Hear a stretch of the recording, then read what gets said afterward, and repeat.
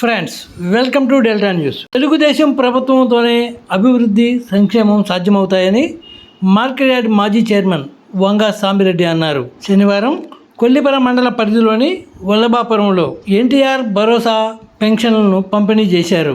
ప్రతి నెల 1వ తేదీనే ఉద్యోగుల వలె అర్హులైన లబ్ధిదారులకు టీడీపీ ప్రభుత్వం పెన్షన్లు పంపిణీ చేస్తున్నట్లు వెల్లడించారు. ఈ కార్యక్రమంలో నీటి సంఘం అధ్యక్షులు పొట్టా శ్రీరాములరెడ్డితో పాటు పలువురు టీడీపీ నాయకులు, కార్యకర్తలు పాల్గొన్నారు.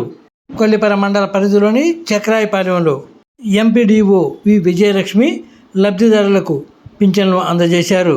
ఈరోజు మన రాష్ట్రంలో పెన్షన్ల పండుగ 1వ తారీఖు వచ్చిందంటే మరి అందరికీ కూడా ఇంటికి 4,000 చొప్పున, వికలాంగులకైతే 6,000, వృద్ధులకైతే 4,000, ఎవరైతే మంచంలో ఉండి ఎవరు దైనందిన కార్యక్రమాలు జరుపుకోలేని పరిస్థితుల్లో ఉంటే 10,000, 15,000 కూడా ఆ రకంగా 4 కేటగిరీల్లో రాష్ట్రం అంతా కూడా మరి పెన్షన్ల పంపిణీ జరుగుతూ ఉంది.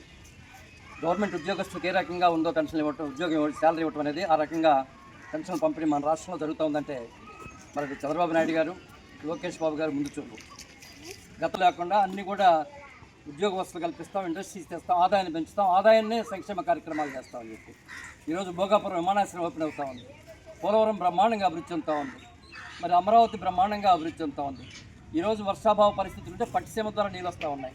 ఏ రకంగా రాష్ట్రంలో అభివృద్ధి కార్యక్రమాలు కానీ, సంక్షేమ కార్యక్రమాలు కానీ, రైతాంగానికి కానీ మరి ఏ రకంగా సంక్షేమ కార్యక్రమాలు ఉంటా ఉన్నాయని ప్రతి ఒక్కరు కూడా అర్థం చేసుకోవాల్సిన అవసరం. కొల్లిపరలో డాక్టర్ పఠాన్ మొలలు క్లినిక్. వివరాలకు సంప్రదించండి. Phone number 818142008477.